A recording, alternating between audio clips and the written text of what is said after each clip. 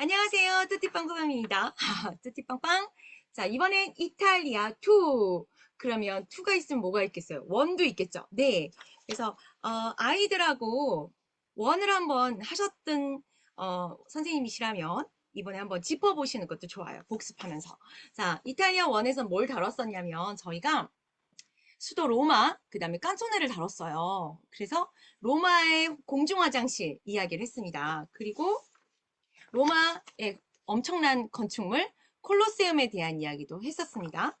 그 다음 이제 음악가는 누구를 했냐면 자 음악계의 세종대왕 귀도 다레쪼 해가지고 도레미파솔라시도 걔 이름을 만든 귀도 다레쪼 얘기를 했어요. 그리고 이렇게 그 시대의 중세시대 악보에도 한번 우리가 같이 만들어보는 시간을 했었습니다. 그래서 이런 경험을 했고 그 다음에 이제 깐소네 아까 말씀드렸던 전통음악 깐소네에 대해서 배웠는데 이때 아이들이 굉장히 좋아했어요. 오솔레미오도 알고 푸니쿨리 푸니쿨라도 알고 도라우라 소렌토로도 아는 노래 교과서에 다 있는 노래입니다. 그래서 아이들이 이거 학교에서 배워봤어요 들어봤어요 하는 친구들도 있었대요. 그래서 되게 반가워했다고 합니다. 그래서 이렇게 깐소네 그 다음에 음식 접시가 달린 음식 피자였습니다. 네, 이 피자 도우가 옛날에는 접시였다는 그런 재밌는 이야기와 그 다음에 마르게리타 피자에 대한 이야기도 일화에 대한 것도 해드렸었습니다. 그래서 굉장히 재밌었던 다양하게 해드렸었고 그 다음에 콜로세움 어드벤처에서 미로 찾기도 해드렸었어요. 자 이번에 2에서는 어떤 작곡가를 다루고 어떤 재밌는 이야기들을 다룰지 한번 보도록 하겠습니다. 자 이탈리아 그 옆에 보시면 영국도 있고 프랑스도 있고 독일도 있고 폴란드도 있어요. 영국은 우리가 누굴 다뤘어요? 뚜띠빵빵에서 엘가. 그 다음에 프랑스는 드비시. 그 다음에 독일은 바그너를 다뤘고요.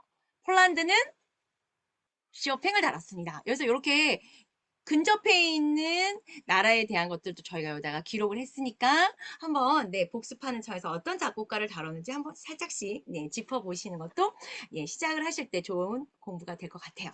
자, 그러면 우리 음식부터 한번 가볼까요? 이번에는 자, 제목이 뭐예요? 제목이 되게 신기한 것 같아요. 닭장수가 만든 아이스크림이라고요? 젤라또가요? 요즘 젤라또 나름 많이들 먹더라고요. 그리고 이제 유럽으로 여행을 가고 하는 프로그램들이 많으면서 이 젤라또 아이스크림에 대한 것들 그리고 강릉에서 두부 젤라또 아이스크림이 유명하던데 그런 젤라또 아이스크림에 대해서 한번 배워볼게요. 젤라또는 이탈리아 아이스크림이고요. 시칠리아를 점령했던 아랍인들에 의해서 처음으로 이탈리아로 전해졌다는 이야기가 있습니다. 그리고 이 젤라또에 대한 일화가 몇 가지 더 있어요. 근데 그 중에서 이 닭장수를 제가 오늘 뽑은 건데 한번 같이 읽어보실게요. 16세기 이탈리아에 살던 닭장수 루게리는 이탈리아 최고 권력 가문이었던 무슨 가문? 메디치 가문에서 주최한 이제껏 볼 수 없었던 가장 독특한 요리 경연대회에 참여했어요. 이 메디치 가문을 빼놓고는 이야기를 할 수 없습니다. 역사적으로 굉장히 유명한 가문이에요. 음악적으로도 문학적으로도 예술적으로도 굉장한 지원을 했었고 그리고 금융적으로도 엄청난 가문입니다. 그래서 이 메디치 가문 정도는 이름을 알고 있으면 참 좋습니다. 그가 출품한 요리는 오랜 시간 잊혀져 있었던 아이스크림 레시피에 약간의 상상력을 더해서 만든 프로즌 디저트였어요. 이후 메디치 가문의 수많은 파티와 연회의 디저트로 사용되면서 전 유럽에 널리 알려졌답니다. 자, 이 디저트가 바로 이탈리아 아이스크림 뭐라고요? 젤라또. 네, 그래서 제목을 젤라또, 닭장수가 만든 아이스크림 이렇게 했습니다. 그래서 여기 쓰시는 거 어렵지 않죠? 네, 젤라또 이렇게 쓰시면 됩니다. 그래서 저희 뚜띠빵빵 하면서 뭐라고 해야죠? 음식을 아이들하고 간식을 많이 드시게 되더라고요. 그래서 피자도 드시는 분들도 있었고 그다음에 뭐 이렇게 젤라또도 있고 옛날에 뭐 다양한 것들을 좀 음식을 다뤘더니 그 중에서 몇 가지를 간식 타임으로 만드셔서 나라와 연계해서 그 나라 음식을 우리가 먹어보니까 그것도 하나의 공부가 되더라고요. 그래서 외국에서 이렇게 하는 캠프들도 있고 해서 저희가 여기에 그런 여러 가지 다양한 문화를 넣을 때 음식을 또 꼭 넣는 이유 중에 하나입니다. 그래서 그렇게 간식 타임 한번 가지시는 것도 좋을 것 같아요. 이 젤라또는 좀 쫀득쫀득하거든요. 그래서 베스킨라빈스, 뭐 일반 우리가 이제 사는 아이스크림, 하겐다즈 뭐 이런 거랑 조금 식감이 달라요. 그래서 한번 아이들하고 요때 같이 나눠 먹는 거 해보셔도 좋을 것 같습니다. 자, 그 다음 볼게요. 부실공사로 유명해진 자, 피사의 사탑입니다. 자, 피사의 사탑은 이렇게 기울어져 있는 걸로 되게 유명하고요. 거기서 거인국, 소인국, 그리고 네, 재미있는 인증샷을 찍는 게 유행입니다. 그래서 이렇게 저희가 뭐 랜드마크에 이렇게 인증샷 남기는 네, 재미있는 사진도 첨부해 드렸어요. 자, 아이들한테 나중에 혹시 너희가 이탈리아로 여행을 가면 피사의 사탑 앞에서 너희도 이렇게 재미있는 인증샷을 찍어보렴. 꼭 피사의 사탑 아니어도 요즘 우리 이렇게 찍는 사진들 많이 인스타에서도 보죠. 네. 그래서 이런 것들 같이 이야기 나누시면 좋을 것 같고요. 자, 공사가 부실 공사하면 안 되잖아요. 부실 공사하면 사고가 나는데 부실 공사로 유명해졌대요. 한번 같이 읽어보도록 하겠습니다. 1173년 8월 9일 이탈리아 서부 토스카나주의 피사시의 성당, 대성당이네요. 대성당에 종탑의 건설이 시작되었어요. 그런데 공사 도중 점점 쓰러지기 시작했대요. 그래서 1372년, 1173년에 시작했는데 한참 시간이 지났습니다. 1372년 완공된 이 탑은 결국 어떻게? 비스듬하게 세워졌대요. 왜 갸우뚱하게 됐을까요? 탑이 기울어진 이유는 저습지인 집안이 매우 부드러웠음에도 불구하고 자, 저습지와 집안이라는 이 어휘 아이들이 알까요? 선생님이 잘 설명해 주실 수 있을까요? 자, 그래서 문해력도 중요합니다. 근데 문해력 가기 전에 어휘력이 돼야 돼요. 그럼 저습지에 대한 거, 집안에 대한 거 이렇게 있습니다. 그리고 저희가 여기 이따가 비발디 할 때 그리고 바이올린 할 때 이제 그 현악기에 대한 이야기를 하려고 이렇게 넣어드렸습니다. 자, 집안이라는 건 땅의 표면입니다. 그리고 저습지는 땅이 좀 다른 지역보다 좀 낮고 습도가 높다라는 건 축축하다는 얘기죠. 네, 축축해요. 축축하다 보니까 땅이 흐물흐물하겠죠. 그리고 다른 지역보다 땅이 낮으니까 네, 지반도 약하고 예, 축축하니까 얘가 단단하게 서 있지 못하고 기우뚱 기우뚱 기우뚱. 자, 근데 그 당시에는 그걸 몰랐어요. 그렇게 하는 게 이 정도 하면 되겠지 였던 것 같아요. 그래서 기초 공사를 제대로 하지 않았기 때문이라고 합니다. 하지만 부실 공사로 기울어진 이 탑은 이탈리아를 대표하는 랜드마크. 랜드마크가 무슨 뜻일까요? 관광지에서 그 지역을 식별하는 목표물로서 적당한 사물, 주위의 경관들 중에서 아주 두드러지게 눈에 빡 띄는 거. 네, 그래서 우리 관광지 가면 그 지역이 이거 아주 유명한 랜드마크입니다. 이런 얘기 하죠. 그러니까 굉장히 두드러지게 눈에 띄기 쉬운 것으로 역사성이 있어야 돼요. 그냥 막 만들어진 것도 아니고 랜드마크가 되려면 뭐가 있어야 된다? 역사성이 있어야 됩니다. 그래서 랜드마크라는 말을 알고 있으면 좋겠죠. 랜드마크가 되어 수많은 관광객을 유치하는 효자 관광 상품이 되었어요. 그런데 놀라운 사실이 있네요. 네, 긴급 뉴스. 자, 최근 탑이 다시 똑바로 서기 시작했다는 놀라운 뉴스. 하지만 이탈리아 사람들은 탑이 똑바로 서는 것을 원치 않았어요. 왜 그랬을까요? 맞아요. 더 이상 똑바로 서지 않도록 다시 공사를 한대요. 네, 관광 상품이 됐었는데 이게 똑바로 서면 네, 더 이상의 관광적으로 네, 상품 가치가 떨어지는 거죠. 역사적으로도 그 있었던 이야기가 다 사라지는 것 같으니까 사람들이 똑바로 쓰면 안 돼, 똑바로 쓰면 안 돼. 그래서 다시 기울게 만들어 이런 공사를 하고 있답니다. 참 아이러니하죠? 그래서 이거를 재미있게 볼 수 있는 영상이 있어요. 이 영상을 꼭 보시기 바랍니다. 저희가 폴란드 할 때도 그 지구 뭐 이렇게 행성 이런 얘기들을 해드렸어요. 그러니까 저희가 영상을 드릴 때도 굉장히 엄선해서 드리거든요.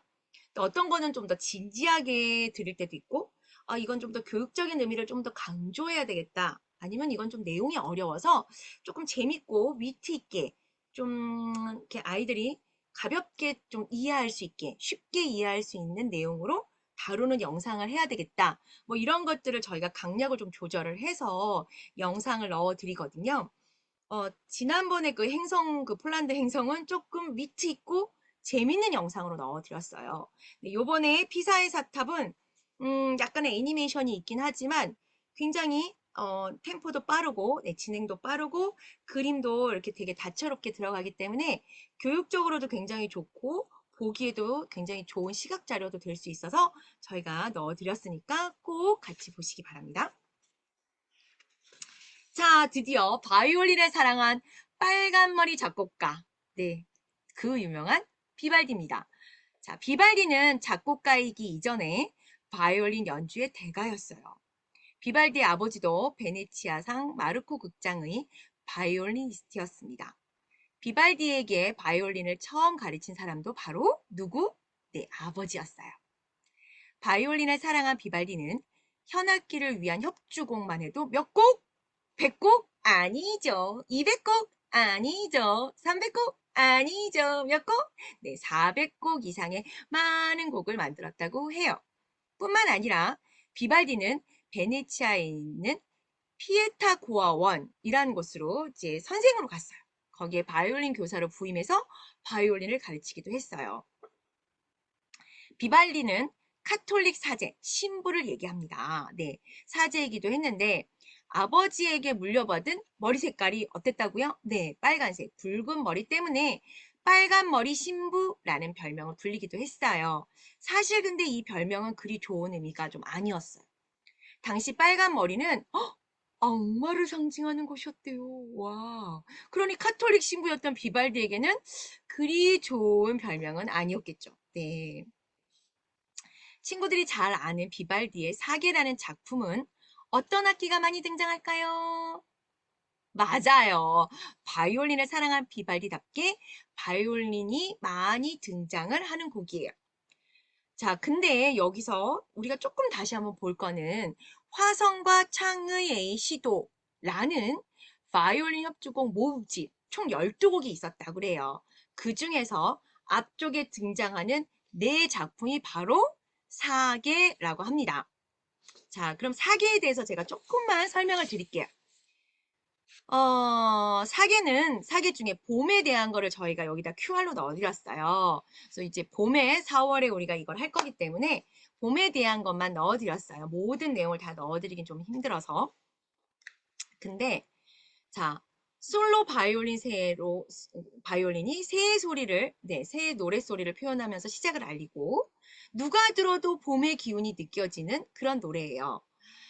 음악만으로도 현재 어떤 음악보다도 사계절을 잘 표현했기 때문에 유명해졌다고 합니다.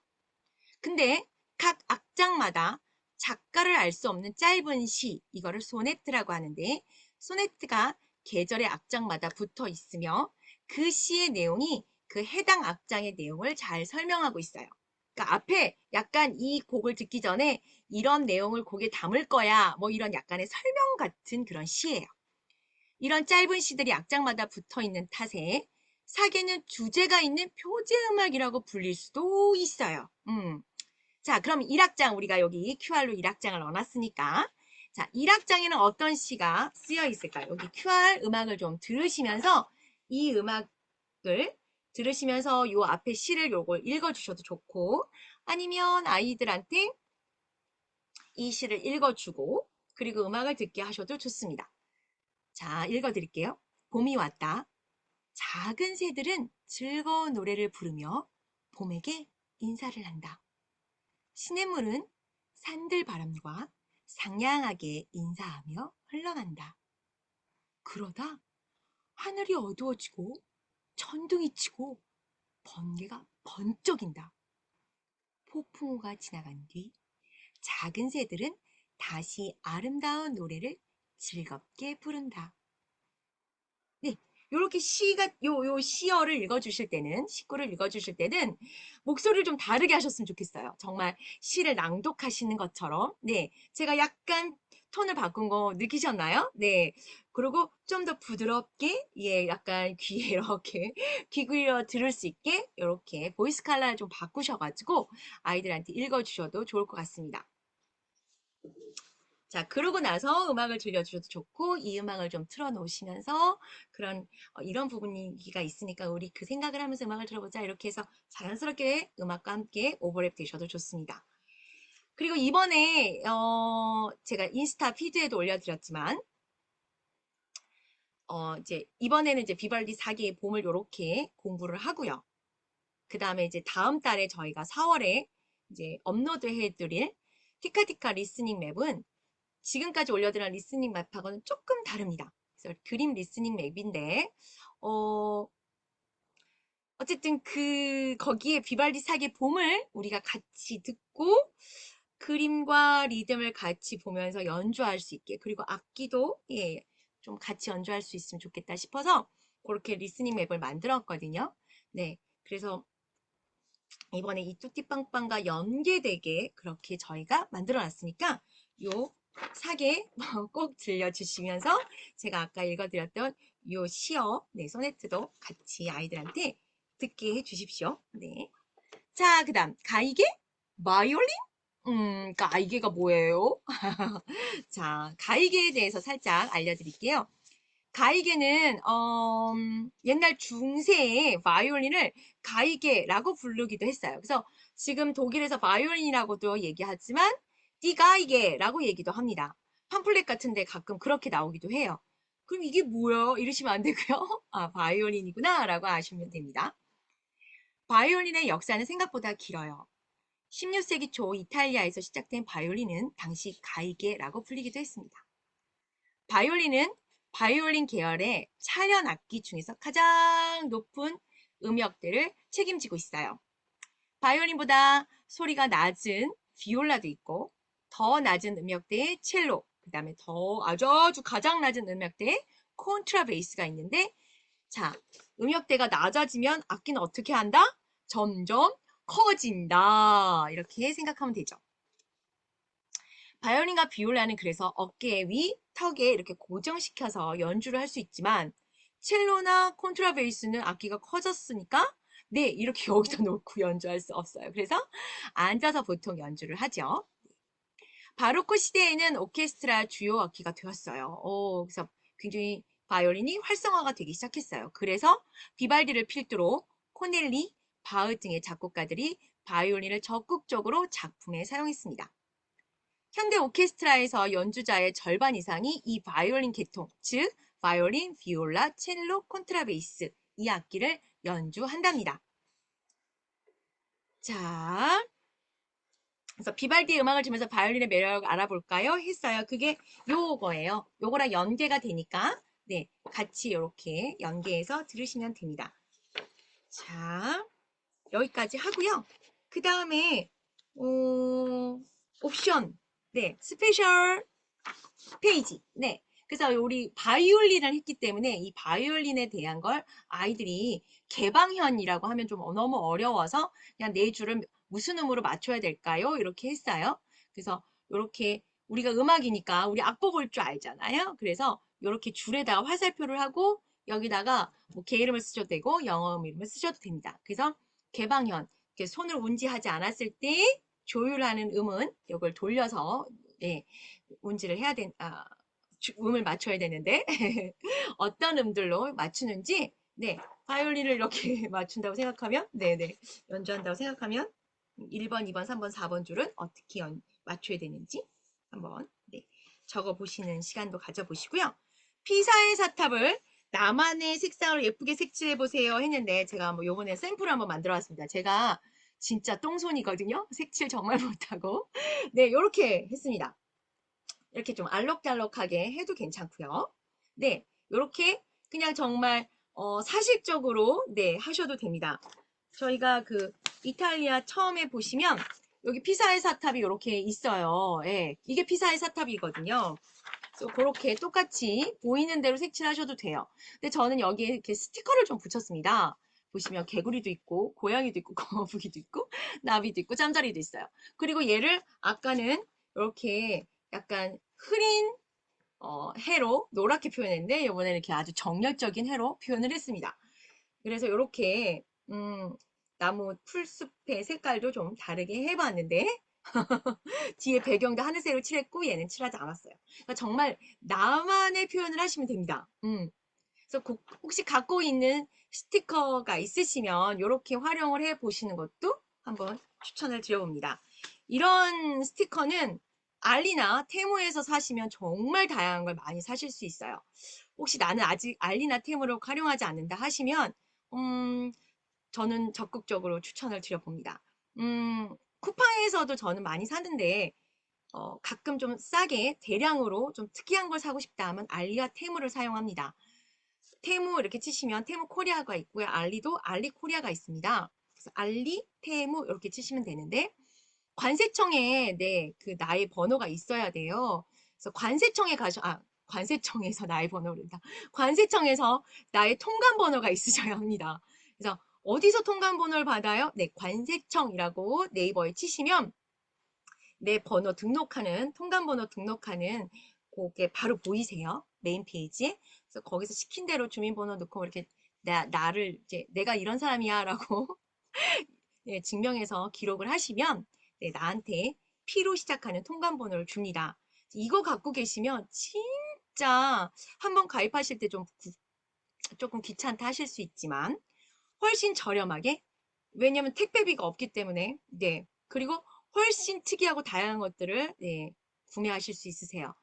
네, 그래서 저는 한번 추천을 드려봅니다. 이제는 쿠팡만 네, 11번가만 네, 이렇게 사용하시기에는 너무 위아더 월드가 돼서 옛날보다 직구가 훨씬 편해졌기 때문에 네, 한번 시도해 보시기 바랍니다. 자, 그러면 재밌는 수업 하시고요. 다음에 봬요.